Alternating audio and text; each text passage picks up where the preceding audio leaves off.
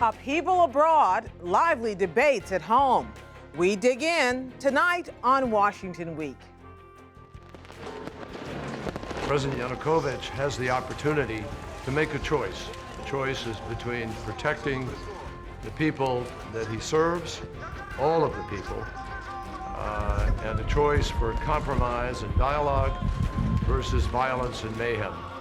As a bloody, fiery standoff plays out in Kiev's Independence Square, the opposition didn't really want a dialogue, didn't want to settle the situation within a constitutional framework. They wanted to take power by force. The U.S. and Russia are watching closely. The uproar in Ukraine, is it over or just beginning? While at home, the political battle stations center on the minimum wage. This is not just good policy, it also happens to be good politics. Because the truth of the matter is the overwhelming majority of Americans think that raising the minimum wage is a good idea. And on what it will take in money and in positioning to win in 2014. So this fall, you'll have a choice. Winners make policy and losers go home. Covering the week, David Sanger of the New York Times, Greg Ip of The Economist, Jeanne Cummings of Bloomberg News, and Amy Walter of the Cook Political Report. Award-winning reporting and analysis, covering history as it happens. Live from our nation's capital, this is Washington Week with Gwen Eiffel. Once again, live from Washington, moderator Gwen Eiffel. Good evening. This week's rapidly unfolding events in Ukraine proved to be a test of post-Soviet democracy, an experiment in European unification, and a reminder that try as he might, the U.S. president does not have the luxury of focusing solely on domestic affairs. As things stand tonight, Ukrainian President Viktor Yanukovych has agreed to curtail his powers, and Parliament has voted to free one of his chief adversaries. But it took a lot to get to this point, and all eyes are still on Russia. Bring us up to date on where we stand tonight, David. Well, we're better than where we were a day ago when there were 70 dead in the street, and it wasn't clear whether this would continue to escalate through the weekend. So there's been this very fragile deal that's been put together. The highlights are that there would be an election by December, that the government would be kept from declaring a state of emergency, that they'd go back to the 2004 Constitution, which gave more power to the parliament, less to the president. But what we don't know is whether this is going to hold together. Some of the right-wing, somewhat fringe groups, but quite powerful, have already announced they're rejecting it. They won't give back the government buildings. Some of them want President Yanukovych to resign. Yanukovych himself has left Kiev and gone back to sort of his home and safe district. We don't know for how long that will be. President Obama spoke with President Vladimir Putin of Russia today, all eyes on Russia, as I pointed out. What did they talk about? Did they come to an agreement that this is a good idea? Well, the briefings that the administration was giving late this afternoon said that it was not a contentious phone call, that President Putin had said that he would go along and try to help make sure this gets implemented. Now, we have a lot of reasons to doubt that. First of all, Russia was not a signatory to this. They just witnessed the document. Secondly, they weren't really a player in the negotiations. And then remember what it is that President Putin said just about 9 years ago when he declared at one point the demise of the Soviet Union was the greatest geopolitical catastrophe of the century because tens of millions of Russians were left outside of their territory. He wants Ukraine back in his orbit, and that's what this is about, and that's why it's got these sort of tinges of the Cold War to it. David, who has more to lose here, President Obama or Putin? I think it's clear that Putin's got more to lose. If, for some reason, out of this, Yanukovych is gone, and that in the end, the Ukraine moves back more toward the Europeans. And remember, this began over what seemed to be a pretty traditional kind of trade agreement with the Europeans. Then I think Putin will have suffered a setback because he's going to think he wasn't able to reverse that breakup. Let's listen to something the president had to say about this whole big picture earlier in the week.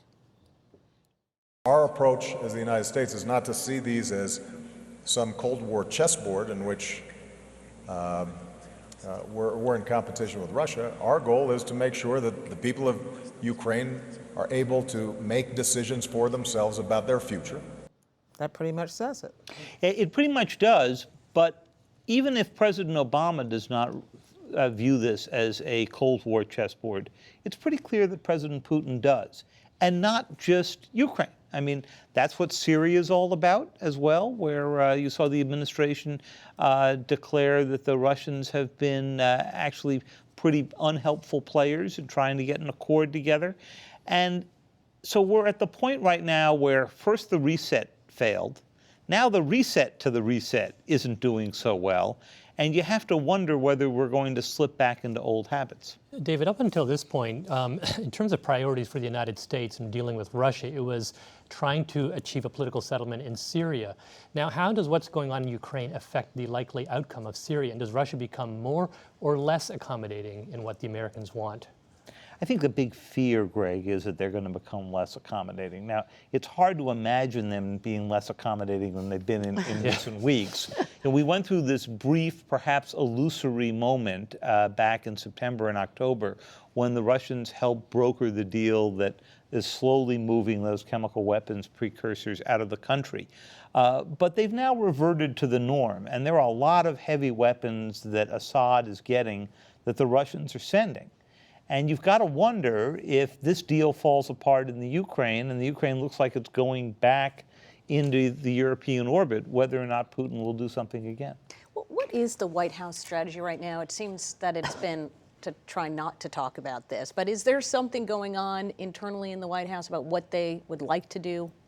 We just haven't seen it. They were pretty focused on this, but you have to remember, first of all, this isn't about us. This is, primarily about the Ukraine. And even though Vice President Biden was working the phone. He was working the phones, and he's got a relationship with Yanukovych that they thought that they would try to capitalize on. And I actually think he probably played a fairly important role because he was on the phone for a long time with Yanukovych last night as this negotiation was happening. But in the end, we don't have very much trade with Ukraine. We don't have very much leverage there. And so that's why it's really Putin's to lose at this point. It's fascinating, and I get the feeling we're going to get pulled more and more into it, not less and less as time goes on. I think you're right. Well, back here in the United States, there was yet another big dust-up over yet another Congressional Budget Office report. Last week, it was about the cost of health care. This week, it was about the potential cost of another policy the president favors, raising the minimum wage. Will it raise wages? Yes. Will it cost some jobs? Apparently also yes. That's all it took for another chapter to unfold in the inequality debate. What is true, Greg? Well, what the Congressional Budget Office told us is probably what most economists would also tell you if you ask them what happens if you raise the minimum wage. Well, you make something more expensive, people will buy less of it. So essentially what they said was the vast majority of low-income workers, about 16 million people, will get a raise. Actually a very big raise, anywhere from 10 to 20 to 30%. But a very tiny number of people, they thought somewhere between 0 and 1 million, but they would guess around 500,000 people would lose their jobs or not get jobs. And that is not that far off what the conventional economic wisdom was. Now, of course, this causes a problem for the White House because they have portrayed this plan as basically a free, that is to say, no taxpayer money involved way to bring up the lot of the lowest income workers in the country. Now they have to deal with a very credible report that says, well, the price of that is that some of the people you're trying to help are actually going to end up without jobs. When it comes to the minimum wage, is this something where the White House is willing to step back and let the private sector take the lead? I don't think so. I mean, you have heard some, you'll hear the White House talk about companies that they think have been very progressive on this front. They're always mentioning Costco, for example, a company that has decided to pay its workers significantly above the minimum wage because it believes it makes them more productive. This week we heard the Gap say that in many states that they will start paying at or above the minimum wage. Walmart's kind of on the sidelines, not saying one way or the other. But the truth of the matter is you add up all these companies and they are a fraction of the number of people earning the minimum wage. The vast majority of companies will not raise the wage unless they're forced to. Now, if they don't get this, and the White House has made clear, and the Democrats in Congress, that they want to make income inequality a major issue in this campaign, this is the first attempt to address it. It's the centerpiece at the moment. If they don't get it, what else do they have? Well, so in about a week and a half, we're going to get Obama's budget, and inequality and mobility will again be major themes in it. He will ask for the minimum wage, but he has a few other things up his sleeve. In the State of the Union, he said, let's make the Earned Income Tax Credit, which is basically a work contingent credit that you give to the low-income people. Let's make that more generous, especially for people with no children. A year ago, he asked for universal... Don't some Republicans like that idea? Well, actually, yeah. In fact, there is some hope that there could be movement on that. Marco Rubio is out there saying that that is something we should look at. You'll hear him talking about universal pre-K and so forth. But I think the hard truth for Obama here is that the stuff that really matters requires Congress to spend some money, and he has a Congress that doesn't want to spend any money. We've been going back and forth on minimum wage. It's not like we haven't raised the minimum wage before. So why does this come as a shock to some people that economists are divided on this? Well, it is a fascinating question, because if you only took a year of economics, you would have learned, well, isn't it true that if you raise the price of something, people demand less of it? I remember that from my 1 year of economics. That was the one class I didn't sleep through. So, but it turns out that, and that was the traditional view, that yes, if you raised wages, the majority of people would get a raise, but some number of people would lose their jobs. But as they began doing careful studies of places, for example, they compared New Jersey, which raised its wage, to Pennsylvania, which did not. They looked at county by county comparisons. They looked at Britain, where they raised it significantly in 1999, and they were unable to find really dramatic effects. They would range from 0 to something very tiny. Now, the Congressional Budget Office has given us a number which is probably at the higher range of those effects, but if you just look at the evidence, for a variety of reasons, it appears that it does not lead to widespread layoffs. But Greg, the traditional way of taking the politics out of this kind of thing is to index benefits, so Social Security, everything else, index to inflation. That's never been the case with the minimum wage. Would it have made a difference if it was? And would that be a way of reducing the political impact here? Well, definitely, because you wouldn't have to go back to the Congress every 3, 4, 5 years and ask them to raise the wage just to get it back to where it would have been if it had kept up with inflation. The current federal minimum is, the president's proposal to get it to $10.10 would only put it back to where it was in the early 1980s in inflation-adjusted terms. But for some reason, inflation adjustment was never part of this. Why not? Well, it is. He will index it to inflation once it goes to $10. His proposal would, yeah. But there's actually another way of going about it, which a lot of people are saying we should be looking at instead, which is to, instead of putting it in the hands of Congress, to have basically a bipartisan commission, a group of experts decide this question, which is what they have in Great Britain, and they would make sure that it was done in a way and with timing that would be least harmful to the people you're trying to help. Sounds like base closings or something. Yeah, That's exactly. right. Yeah, Love commissions. Yeah, right. Yeah. Well, let's move on to straight politics, because we all know that politics comes down to money, right? But now we're beginning to see it's not just about the cash, it's also about who's giving the cash and for which issues. So the American Opportunity Alliance, a group of pro-business Republicans, is raising money to support gay rights, immigration reform, and Israel. And a group calling itself Next Gen Climate Action, a collection of liberal billionaires, is raising money for environmental issues. They join Charles and David Koch, the conservative fundraisers who left an enduring imprint on the 2012 election.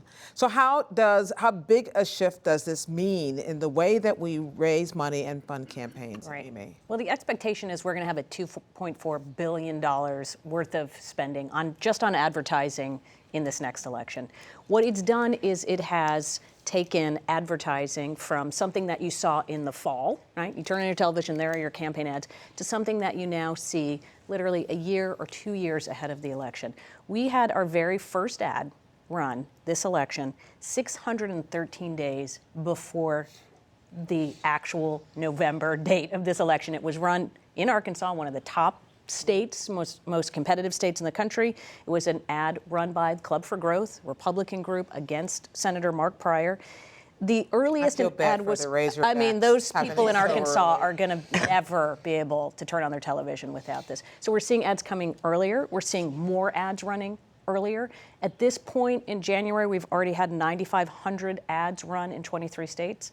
If you go back to 2010, right, the last midterm election, 6,000 ads were run in 13 states. So more money and coming earlier. So, Jeanne, does that mean that we're paying, it's because these ads are candidate specific or they're issue specific? Are they being paid for by these groups we're talking about, or is it just that everyone's spending the regular money earlier? No, they are definitely new players on the block, and it's a mix. There are certain, the billionaire groups that you referred to are specific issues. Steyer's group, Next Gen, he wants to raise $100 million. His name is Tom Steyer. Tom Steyer, to promote climate change and in particular kill Keystone. That's his mission. But if you look, as Amy said, at some of the early advertising in Kentucky, then those down there, there are little super PACs all about one race, and that's about the Mitch McConnell race. And they're running ads about the candidates. So it is a mix of both. Are there any billionaires we haven't heard from here? I mean, one of the things about the Silicon Valley boom, among others, but not just Silicon Valley, is we've created a fair number of billionaires. There were two created just yesterday when Facebook bought WhatsApp. Are we about to see more billionaires enter this? We probably will see more billionaires get in the game or see very wealthy people band together around an issue. One of my personal favorites this year is Top Chef's top chef there, or his judge, the top judge, Tom Colicchio, is trying to put together a super PAC to go after people who voted to reduce food stamps. So this could take on all kinds of forms, and candidates could have people coming at them from everywhere. In the Kentucky Senate race, here we are, you know, we've got the primary in May, the general forever away, and there are already a dozen groups advertising. Yep. How likely is all this money actually going to change any particular races? I mean, I realize Keystone may be very important to one billionaire, but is it going to tip one, district or state one way or the other? Well, what's going to be interesting to see is there are groups that have an agenda. They say, we want to make sure this happens. So we've seen this, for example, especially in the environmental community. They know they want to get certain laws passed, but they know that those issues themselves are not particularly, they're not going to move voters in the right way. So maybe they're going to talk about the minimum wage, or maybe they're going to talk about health care, maybe they're going to talk about something else that's going to move voters or run negative ads against candidates instead of talking about that specific issue. What they're most interested in is making sure that X candidate is either out of office or X candidate gets into office, who's in the majority, and that's what we'll see. We have any evidence so far that this has influenced outcomes? Like, can we look at cases where this big money has come in and people have won or lost as a result? Well, you have to look at the Senate for that. In the House races, it's much tougher. Yeah. It's not that it can't be done, but because their districts are so safe that it's very hard to change the dynamics in those races. And in one small town in Iowa, Americans for Prosperity, David and Charles Koch's organization, went in, did this, Washington-style ad campaign, and they lost every single race because the people got mad. So where is all this money going, you may ask? In 2014, at least, into a collection of critical contests that could determine the future of the House, the Senate, a bunch of state houses, and what remains of the White House agenda. We'll be covering those races to watch all year long, beginning this week with a three-way fight brewing in, as Jeanne mentioned, Kentucky, where Senate Minority Leader Mitch McConnell must defeat a Tea Party primary challenger while at the same time beating back the Democrat who is targeting him this fall. Here's a taste of the debate from McConnell, Democrat Allison Lundergan Grimes, and Tea Party Republican Matt Bevin. So this fall, you'll have a choice. You want to take my desk and move it over on the other side of the aisle with somebody who's going to make Harry Reid the majority leader of the Senate, the play caller in the Senate, or do we want a leader of the majority from Kentucky who believes in coal, believes in the kind of America that I think all of you and I think we ought to have. So elections make a difference. Kentuckians don't view this race as a toss-up. They are ready to toss out their senior senator, someone who has failed to put them first and instead has been looking out. The only job that he's focused on keeping is his own. And the people of Kentucky are ready to finally have a voice and a champion instead of a chatterbox in Washington, D.C. He's a big government guy. He's a moderate at best, except for when he's running for re-election. So it seems to me that we have the Tea Party, we have the mainstream Republican challenger, we have the Democratic challenger, and we have the powerful Washington insider. Well, Kentucky is exactly right for you to focus on, because this is a huge race for so many different reasons. The Democrats want to take out Mitch McConnell because he's Mitch McConnell. This is about slaying the giant. Years ago, the Republicans took out Tom Daschle, who was the House Majority Leader, and that's like, the Redskins beating Dallas. It's just a big win. It's also important because the Republicans have to take 6 seats, a net of 6 seats, and they have a strategy for doing that. A part of their original strategy that was not on the table was that 1 or 2, and in fact it's 2, of their own incumbents would face credible challenges. That could undermine their strategy. But is Mitch McConnell truly vulnerable, or is this just a Democratic fantasy? He is incredibly vulnerable. And it's interesting, you look at that state, you say, it's Kentucky. I think Obama got like 12% of the voters over there. He got more than that, but he was a little bit higher. Votes, yes, there we go. So you think this is all that Mitch McConnell has to do is run against Democrats, run against Obama and win.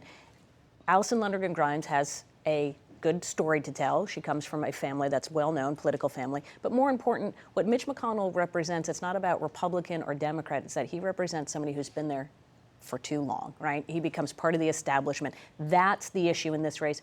The most recent polling we've seen here not only has the race tied, but has McConnell's approval rating lower than President Obama's rating in Kentucky. And when you say tied, you're talking about the general election. The general election tied, yeah. Has it started to affect McConnell's ability to do his job in Washington? Well, we certainly saw both McConnell and Bevin didn't have very good weeks, where they got in the last weeks, they've got in tight spots. And for McConnell, it was being forced by Senator Ted Cruz in filibustering the debt ceiling vote. McConnell was then forced to cast a vote. And the plan was for no Republican to cast a vote on that, because lifting the debt ceiling is like lighting a fire underneath of the Tea Party people. And he was forced to do so. As part of the leadership, he chose to vote to allow the vote to proceed. He voted against it ultimately, but he had to vote to cloture to let it proceed. And that was immediately an issue in Kentucky. So if you're Alison Grimes, yes, what do you do to make this work? As you point out, this is Kentucky. Mm-hmm. And so she's got to run on a very unusual kind of platform. Right, she has to try. A lot of money is coming in from outside to help, as we were talking about. Yes, to help her out. Yeah. And she has to walk a very fine line. You heard Senator McConnell talk about coal, right, and climate. Now, what the president and a lot of Democrats want to do, and Tom Steyer want to do on the environment, is not what works in Kentucky. So she has to have her own identity there. And, she's a first-time candidate. She's a young candidate going up against a guy who's done this for many years. They're going to come out guns blazing. Her ability to stand up and take that and not falter is going to be really the key. But she has won statewide. She's the Secretary of State. Yes, but so she knows the state, and she has worked that state before, and that is an advantage for her. But he's the but one running against a guy with she's gone against like pea shooters now. This is machine guns. But he's the one in the left-right squeeze right now. That's right. He's the one caught in between the rock and the hard place. So we'll be back talking about Kentucky before this year is over. Thank you, everybody. We have to go now, but as always, the conversation will continue online. The Washington Week Webcast Extra streams live at 8:30 p.m. Eastern Time, and you can find it all week long at pbs.org/Washington Week. Among our topics, progress or lack thereof in this week's Iran talks. Keep up with developments on the PBS NewsHour, and we'll see you here next week on Washington Week. Good night.